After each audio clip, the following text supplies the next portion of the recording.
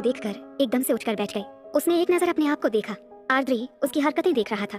शिजा ने आर्द्री को देखकर कहा, अरे मैं बच गई। व्हाट? आर्द्री ने चौंक कर उससे पूछा। तो शिजा मासूमियत से बोली, हाँ मुझे तो लगा था मैं मर जाऊंगी और मेरी आंख यमराज के दरबार में ही खुलेगी। उसकी बात सुनकर आर्द्री गुस्से में बोला, अपना मुंह बंद करो। अरे पर शिजा इतना ही बोल पाई। आर्द्री ने अपनी एक उंगली आगे करके उसके आगे रख दी। तभी काका कॉफी लेकर आए। आर्द्री ने कॉफी शिजा को दी और बोला, चुपचाप अपना मुंह बंद करो और ये कॉफी पियो, समझी? शिजा ने एक नजर आर्द्री को देखा, फिर कॉफी को। फिर आर्द्री से बोली, अगर मैंने अपना मुंह बंद किया तो कॉफी कैसे पीऊंगी? फिर कॉफी से बोली, अब तू बता मेरे मुंह में कैसे जाएगी? काका ने शिजा से पूछा, कैसी तबीयत है बिटिया? थोड़ा सिर घूम रहा है, ऐसा लग रहा है जैसे चक्कर आ रहा है। शिजा ने अपना सिर पकड़कर कहा। तो आर्द्री उसके पास आया और कॉफी का मग पकड़ाकर बोला, पहले इसे पी लो, फिर बेटर फील करोगी। शिजा ने मुंह बना लिया और बोली, मुझे नहीं पीनी है कड़वी कॉफी। अरे क्यों नहीं पीनी? आर्द्री ने अपनी एक भौं उठाकर उसे कहा। तो वो झट से बोली, मुझे नहीं बनना आपके जैसा कड़वा करेला। व्हाट? आर्द्री चौंक कर बोला। तो वो मासूमियत से बोली, और नहीं तो क्या, आप भी तो ऐसी कॉफी पीते हैं, तभी तो इतने कड़वे नींद की तरह हैं। अच्छा, और तुमने मुझे टेस्ट कर किया जो तुम्हें पता चल गया कि मैं वो क्या बोला था तुमने? कड़वा नींद। शिजा ने तपाक से कहा। तो आर्द्री बोला, यस कड़वा नींद। हाँ तो आप ऐसे ही तो हो, हर वक्त सड़े रहते हैं। शिजा ने कहा। तो आर्द्री ने अपनी आंखें छोटी करके उसके हाथ में कॉफी पकड़ा दी। शिजा ने कॉफी ली और पीने लगी।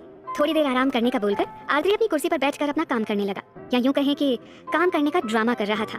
उसका ध्यान सिर्फ और सिर्फ शिजा पर ही था और शिजा 3-4 बार कॉफी पी चुकी थी। थोड़ी देर बाद रिजुल और चिति उनके केबिन में आए। शिजा को होश में देखकर दोनों उसके पास आ गए। चिति की आंखों में आंसू आ गए और वो उसके गले लग गई और रोते हुए बोली, पता है कितना डर गए थे हम, क्या करती है तू भी? और जब पता है कि लिफ्ट से डर लगता है तो क्यों घुसी लिफ्ट में?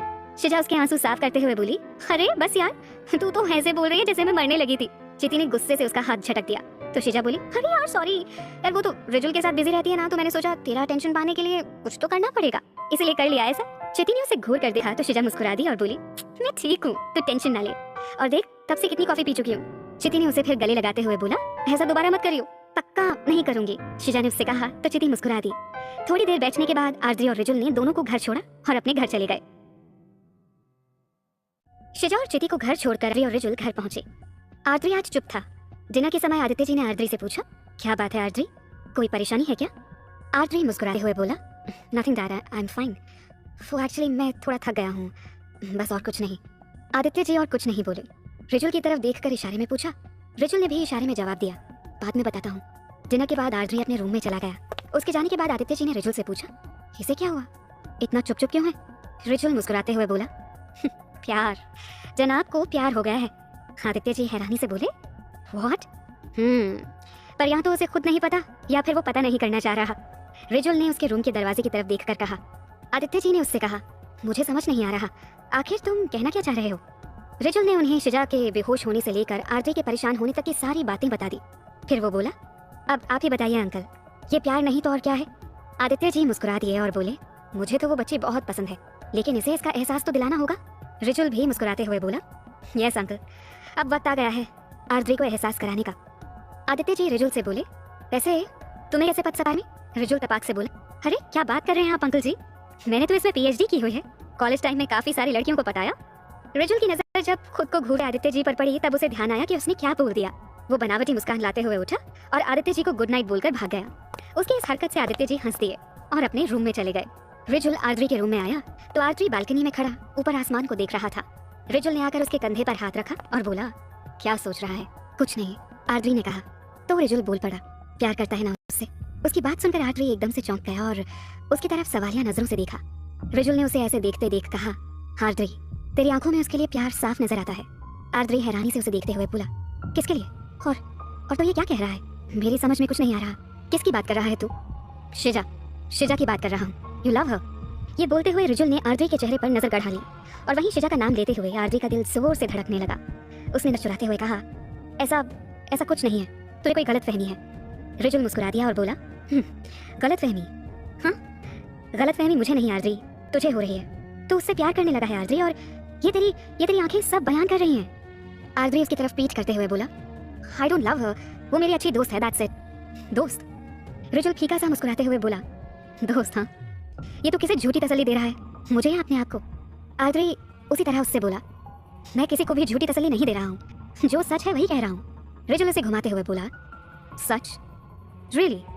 और तुझे लग रहा है कि जो तू कह रहा है वो सच है? आर्द्री झल्लाते हुए बोला, हाँ मैं जो कह रहा हूँ वही सच है। और तू ये कैसे कह सकता है दैट आई लव हर? रिजुल मुस्कुरा दिया और बोला, एक नहीं आर्द्री, बहुत सारी वजह है जिससे ये साफ पता चलता है कि तू उससे प्यार करता है। ऐसा कुछ भी नहीं है, बोलकर आर्द्री बालकनी से अंदर आ गया। रिजुल उसके पीछे आते हुए बोला, अगर ऐसा नहीं है आर्द्री, तो क्यों तेरी नजरें हमेशा शिजा को ही ढूंढती रहती है? जब वो सामने नहीं होती है तो तू क्यों बेचैन हो जाता है, और उसे देखने के बाद तेरी इन आंखों को सुकून क्यों मिलता है? चल ये छोड़ आर्द्री, जब वो आनफ शिजा से बात कर रहा था तो तुझे जलन क्यों मचती है? क्यों तू चिढ़ता है आनफ से, और उसकी नाराजगी से तुझे क्यों फर्क पड़ता है? जब तक तुझे उसने माफ नहीं कर दिया था तब तक तू क्यों सो नहीं पाया था? और उसे हंसते देख क्यों तेरे चेहरे पर अपने आप एक मुस्कान आ जाती है? और दूर क्यों जाना? आज ही देख ले आर्द्री, आज जब वो बेहोश हो गई थी तब क्यों तेरी आंखों में आंसू आ गए थे? बोल। ये सुनकर आर्द्री ने हैनी उसकी तरफ देखा तो रिजुल ने उसके कंधों पर हाथ रखकर बोला, क्या तुझे लगता है तू छुपा लेगा? मैंने तुझे देखा है आर्द्री, तेरी आंखों में मैंने आंसू देख लिए थे आर्द्री। ये प्यार नहीं है तो और क्या है? मैं जानता हूँ तू हमेशा से लड़कियों से दूर भागता आया है, लेकिन तू शिजा से दूर नहीं भाग पाया। अच्छा एक बात बता, तुझे याद है कि लास्ट टाइम तूने गुस्सा कब किया था? उस दिन जब शिजा ने तेरे गुस्से के बीच में बोला तो तू उसे कुछ क्यों नहीं बोल पाया? अगर उसकी जगह कोई और होता तो तू क्या करता? ये तुझे अच्छे से पता है। उसके बोलने के बाद से तूने गुस्सा करना छोड़ दिया, क्यों? रिजुल की बातें आर्द्री सुन रहा था, उसकी आंखों के सामने शिजा का ही चेहरा घूम रहा था। रिजुल ने एक नजर आर्द्री को देखा और उससे कहा, जानता है आर्द्री, प्यार पर किसी का जोर नहीं चलता, ये तो बस हो जाता है। कब कहाँ किस मोड़ पर किससे हो जाए ये किसी को नहीं पता चलता। ये प्यार इंसान की जिंदगी बदल देता है, जैसे उसने तुझे बदल दिया। तू पूरा बदल चुका है आर्द्री, अब तू चाहे मान या ना मान। आर्द्री हैरानी से उसकी तरफ देखने लगा, क्योंकि कहीं ना कहीं रिजुल की बात सच थी।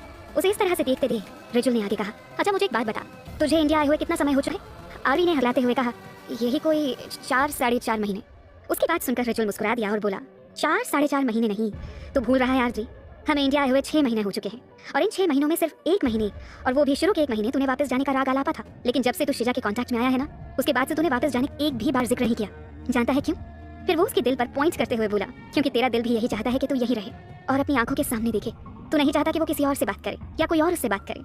क्या अब भी कहेगा कि तू शिजा से प्यार नहीं करता? हाँ, आर्द्री ने कहा तो रिजुल ने मुस्कुराते हुए बोला, ठीक है, तो तू साबित करते दैट यू डोंट लव हर। उसकी बात सुनकर आर्द्री उसकी तरफ देखने लगा। आर्द्री को ऐसे देखते देख रिजुल वापस से बोला, अगर तू उससे प्यार नहीं करता तो तू वापस यूएस चले जा और साबित कर। यूएस जाने की बात सुनकर आर्द्री उसकी तरफ देखने लगा। आर्द्री को ऐसे देखते देख रिजुल वापस से बोला, अगर तू उससे प्यार नहीं करता तो तू वापस यूएस चले जा और साबित कर। यूएस जाने की बात सुनकर आर्द्री के दिल में एक टीस सी उठी, पर उसने रिजुल से कहा, ठीक है, मैं चला जाता हूँ और तुझे गलत साबित करके दिखाऊंगा। ठीक है, मैं इंतजार करूंगा, रिजुल ने कहा और जाने लगा।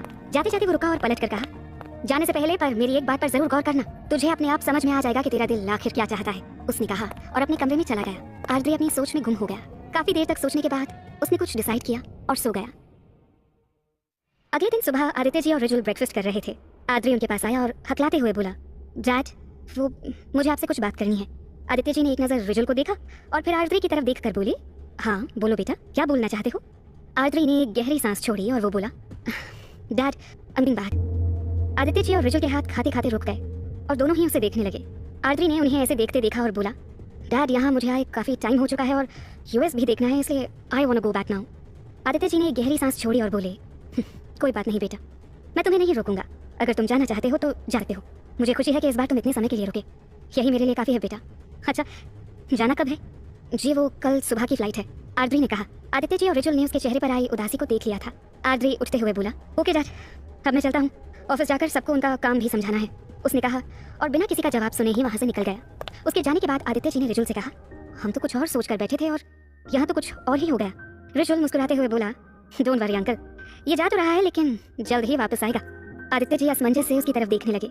रिजुल ने उनको देखकर कहा, आपने देखा नहीं क्या उसका चेहरा और उसके चेहरे पर छाई उदासी? ऐसा पहली बार है जब वो जाने के नाम से इतना उदास है। वो उससे दूर जाएगा तभी तो इसे इस बात का एहसास होगा, इसीलिए इस समय इसका वहाँ जाना ही ठीक है अंकल। आदित्य जी उससे बोले, अगर वो वापस नहीं आया तो? उनकी बात सुनकर रिजुल मुस्कुरा दिया और बोला, अगर वो वापस नहीं आया तो मैं हूँ ना, मैं उसे वापस लेकर आऊंगा, क्योंकि मैंने सोच लिया है कि मुझे क्या करना है। अब मैं कुछ ऐसा करूंगा कि वो दौड़ता हुआ वापस आएगा, आप देखिएगा। अगला 1 हफ्ता, बस 1 हफ्ते के अंदर वो आपको यहीं पर वापस मिलेगा अंकल।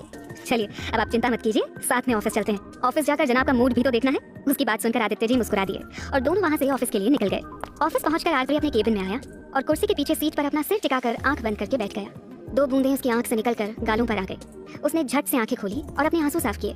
उसकी नजर बार बार शिजा के केबिन की तरफ ही जा रही थी, पर वहाँ शिजा थी नहीं, क्योंकि वो अभी आई नहीं थी। आर्द्री ऑफिस जल्दी आ गया था और वो समझ नहीं पा रहा था कि वो वापस जाकर सही कर रहा है या नहीं। उसके कानों में रिजुल के कहे शब्द गूंज रहे थे। ये पहली बार था जब आर्द्री वापस जाने की बात से इतना बेचैन हो रहा था। वो दिल से जाना नहीं चाहता था। उसने रिजुल को बोल तो दिया, पर कहीं ना कहीं उसे बुरा बहुत लग रहा था। थोड़ी देर के बाद सभी ऑफिस आ गए। आदित्य जी और रिजुल आरती के केबिन में ही बैठे थे और उससे काम समझने लगे। उन दोनों की नजरें काम से ज्यादा आरती के चेहरे पर थीं। शिजा किसी काम से आरती के केबिन में आई। उसने सभी को विश किया, बदले में सभी ने उसे विश भी किया। उसने आरती का उदास चेहरा देखकर हंसते हुए बोला, अरे क्या हुआ आरती सर, आज आपका चेहरा एकदम देवदास की तरह क्यों लटका है? पारो छोड़कर चली गई क्या? उसकी बात सुनकर आरती ने एक नजर उसे देखा और अपना काम करने लगा। रिजुल मुस्कुराते हुए बोला, यहाँ उल्टा है। शिजा ने असमंजस में कहा, मतलब? रिजुल बोला, मतलब ये है कि यहाँ देवदास पारो को छोड़कर जा रहा है। शिजा ने एक नजर आरती को देखा, फिर रिजुल को और उसके बाद आदित्य जी को। फिर वो बोली, समझी नहीं, कौन जा रहा है? रिजुल बोला, आरती जा रहा है यूएस, वो भी हमेशा के लिए। हमेशा शब्द पर रिजुल ने ज्यादा जोर दिया और बाकी सभी की नजरें शिजा पर थीं। सभी ये जानना चाहते थे कि आरती के जाने की बात सुनकर शिजा कैसे रिएक्ट करती है। उसके जाने की बात सुनकर शिजा को अच्छा नहीं लगा, जो उसके चेहरे पर साफ नजर आया, जिसे आदित्य जी और रिजुल ने नोटिस कर लिया था। शिजा नॉर्मल होकर